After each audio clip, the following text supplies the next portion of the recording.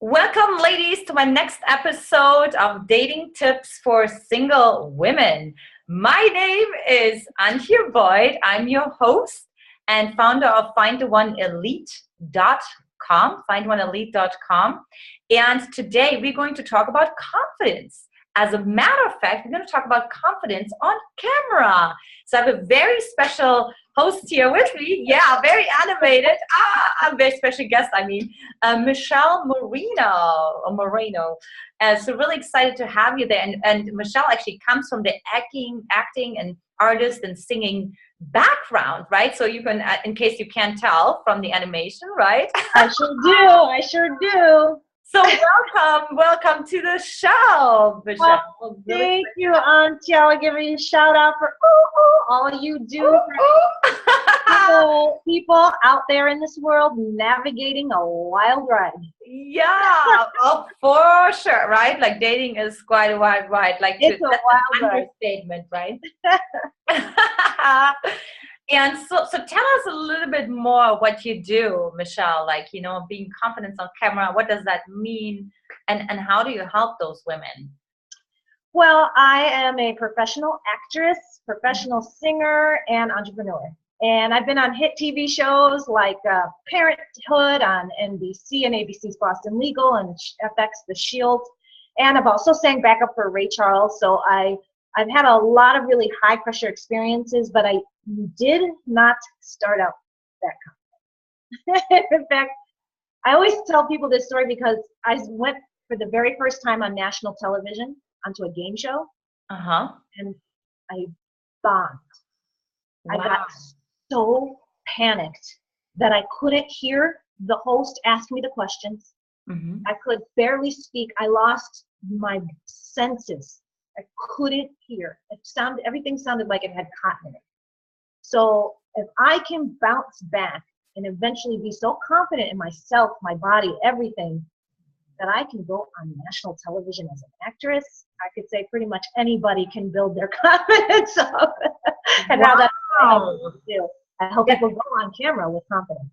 Right. And I'm sure some singers can relate, right, listening to this and just being shell-shocked and something happens, your nervous system just goes crazy or shuts down, right? And so for you, it's you're literally, because there's so much to be, let's talk about being seen, right? Just the topic of being seen, right?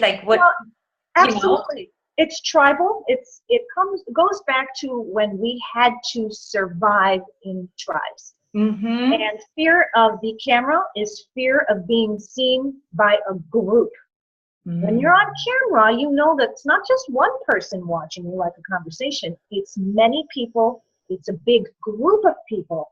And in order to survive, we had to hide from enemy tribes. Mm-hmm. But now, in today's marketing has become tribal. Mm-hmm. You have to attract your tribe, and in your case, and for your listeners, your mate. You have to be seen. Yeah. You have to be seen by as many eyeballs as possible. Right. But when we fear that judgment, our body shuts down. Right. And we go into fight or flight mode, and that's where all the anxiety comes from. But we're trying to hide when we fear that judgment. Oh, I love that we talk about that because it's true. When you were seen by, or even by an animal, you were their breakfast. that was that, right? So you were not supposed to train here I am and I'm wearing pink, so you can really standing out. So to really know that, what you're working on is standing out, which is actually going against your limbic nervous system, literally, right? Your reptilian brain and your lizard brain kicks in and wants you to hide. But if you're looking for that mate, then you need as many people to see you as possible, and you actually want people to judge you, and you want those, men or other potential mates to judge you and say, I don't want that, so that you can get to that one person who is gonna love you and say they want you. So you got to put yourself out there. It's major, major risk. Yeah. I just love what you said, that you want to be judged, because I'm sure most of the audience is so I'm I'm like the wallflower in the corner so that I'm not being criticized, right? Or I'm wearing like gray, so I just kind of fit in. And you're telling me now I want to be judged? Like, are you kidding me? I know it sounds counterintuitive, but if you have people noticing you and judging you, and many will not like what they see, and they will judge you negatively, and there's going to be haters and there's going to be trolls, but that is a sign that you are on the right track because you are being seen, you're getting lots of exposure, and the more you can fully be yourself, whether it's on camera or on a date, and not hide behind anything, the easier it will be to attract that one person, and you only need one, who really gets you. It's true. Well, unless you like polyamory, but that's a whole different conversation, right? Unless you like what? Polyamory. Oh, well. You know, so, well, we got to talk about it. We're on California, right? So, I mean, you know, you can't make assumptions here, right? So, you know, some people, yeah. And if you want more than one mate, then hey, you really got to get double your numbers. I mean, you got to just, girlfriend, you got to get it rolling, you know, and, you know, so let's talk more about this, like, filling up your confidence that you can kind of like withstand the judgments, right? So what are some of the tips that you have to build your confidence? So I studied at UC Berkeley external confidence versus extrinsic versus intrinsic confidence, right? So can you talk more about that? Sure. Well, just from a purely external point of view, there's a woman named Amy Cuddy, and she did a TED Talk called "Your Body Language Shapes Who You Are." And so there is literally poses that she has people strike, such as the Usain Bolt, like the victory, the winner of a big race. When they cross the finish line, they cross it like this. If you hold that for 2 whole minutes, it actually increases your testosterone, and it makes it easier for you to deal with stress. And so you actually assume the inner chemistry of the alpha male taking over the group. So just from just to get some hit of confidence, you can also do the Wonder Woman pose, which is just, you know, Wonder Woman. All right. For 2 whole minutes. So just even something as simple as putting your shoulders back and taking a moment to expand yourself in the space, it makes you look more confident because people perceive you as more confident, but it actually also changes you on the inside. So that's just really what I tell people to do before they go on camera, but you can do it before going, you know, out on a date or just out on the town. Yeah, that's so good. You know, I do in the morning, I have my what's it called? Well, basically a little trampoline, and I just go like this, like, yes, right? And it's just like, and I'm like, what am I saying yes to? What am I celebrating? Because you're right, like the brain goes to, okay, we're like in victory mode. What are we, you know, like, what are we in victory mode for, right? Why is this, what's the victory about? And so I definitely agree with that. It's so powerful, and it feels silly. So it's like, you know, just go for it. Just absolutely. And then as far as intrinsic value goes, if you're having a really tough time, I help women in business go on camera with confidence. But what I'm about to share with you can be done for any confidence building, and I call it the joy review. And it's really taking a look backward on your life at all of your joys, your greatest joys, your wins, and your accomplishments. Yeah. So if you really take the time to gather those and even put them in a book, or even just photos of somebody you love or something that's funny, they put you into a certain mindset. It makes you smile or laugh or say, yeah, I did do that. I did help the you know, race in 7th grade. I helped my whole class do this, or whatever those wins are. And you don't have to collect too many of them. They just have to be really profound and deep to you. Yeah. It may not be something huge. It could be something as small as participating in a race in 7th grade where you helped your class XYZ. As long as it matters to you, then it's going to put you in that positive state. So, and also remind you what a badass you are. Yes, so true, right? And it's good, and it goes along with like the daily attitude of gratitude anyway. So this should be like, moving forward, right? So now you've done all this, looking at all the accomplishments in the past to make this a habit, like to do it daily, right? Like, my husband doesn't let me go to sleep before I tell him what I'm grateful for today. It's true, Oh, he does. What a guy. So, ding, ah.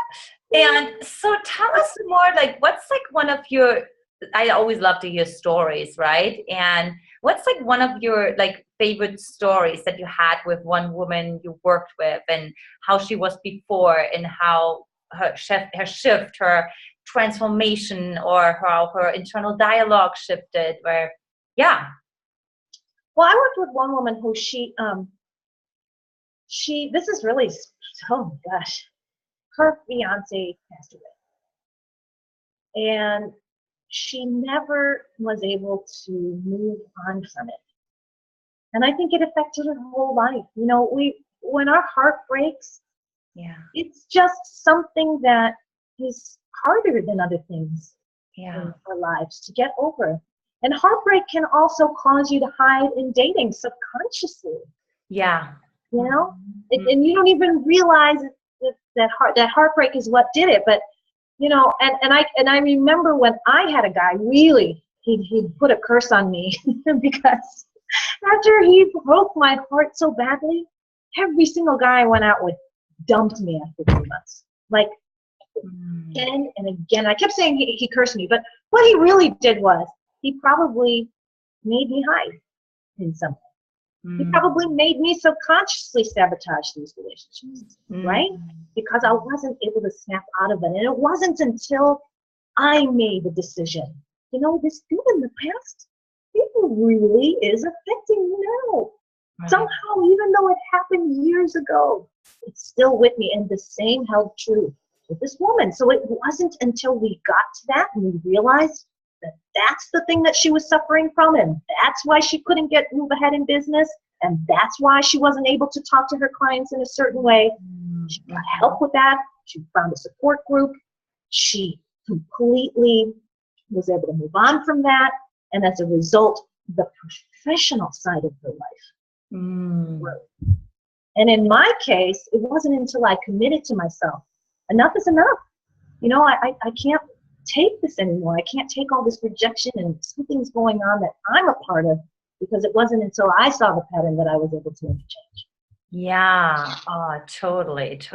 Yeah, I can only imagine. I mean, such a loss. It's really like an identity crisis, right? It's like having to reevaluate everything and redefine yourself, right? So, like, so awesome. And I think like some of the women who are listening, who have lost their husbands and their partners, that I know that are listening right now, to be like, okay, you can recover from that, right? You can. And in my case, the way it was affecting me was the guy broke up with me and broke my heart, and he cheated on me. Okay, so he didn't die, but what he did affected me to the point where I was just allowing that pattern to just repeat itself and repeat itself.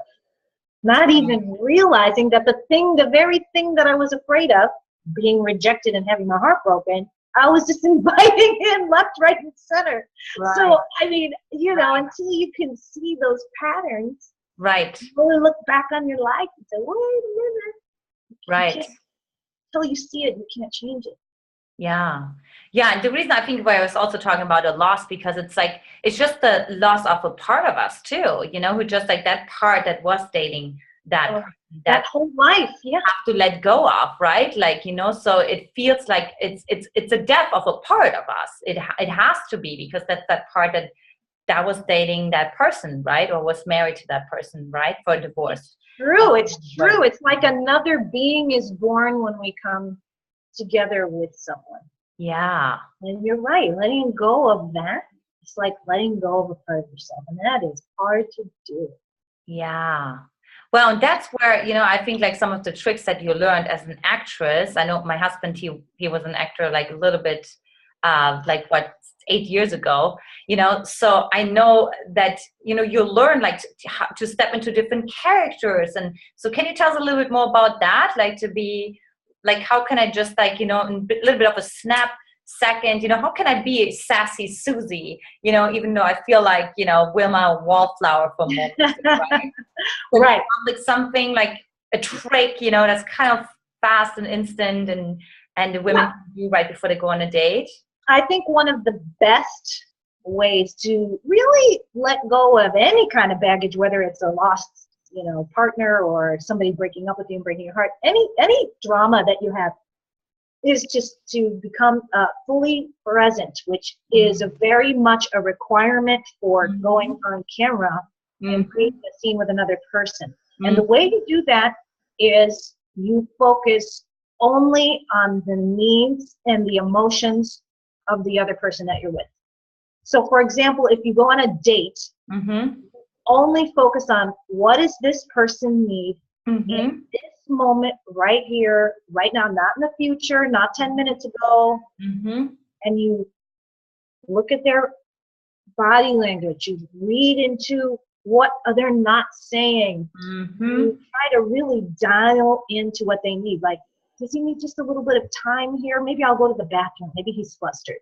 And you just take care of their needs and stop focusing on your own inner drama, like, oh, what do I look like? And oh, I feel so weird. And focus on them. It takes the thoughts away from your own inner head games. And it makes you very likable, because if you're fulfilling their emotional needs, they're going to be like, oh, I want a second date with this girl. Yeah. Oh, that's great. Right. And also, I feel definitely what you just said helps so much with shyness too, because you're right. Like when you're shy, right, which, also is like sort of like a reflection of lower self-confidence, right? But it's like, it's about you, right? You're like, oh, do I look good? And did I say the right thing? Versus saying, but what if that person needs to meet you? Right? And just because you're shy now, they don't get the opportunity to experience the gifts that you have. You don't even have to know what they are in that moment. They can just come through you, right? You simply showing up. And I think that's what you so beautifully help all the women that you're working with, just to really have them fully show up. And the other thing that helps too is to have an objective. Like with acting, we always have an objective. Like, I need to convince this guy in this scene to take me to Mexico over the border, or I'm going to die. Like, and usually in acting is very high stakes. Right. Drama on television is about right. Forget, otherwise it's not that exciting. Right. You don't need to make it a life or death objective, but it has to be something strong enough that it's going to really propel you out of your own sort of fears and into influencing that other person. So you might pick something like, I need to really hear this person in order to have a great date. Because if I have a great date, it's going to make my whole dating life move forward in the right direction toward finding a man or finding a man. So, make it pretty strong objective, and then try to influence the other person, not just with your words, but with your actions. I love that. Yes.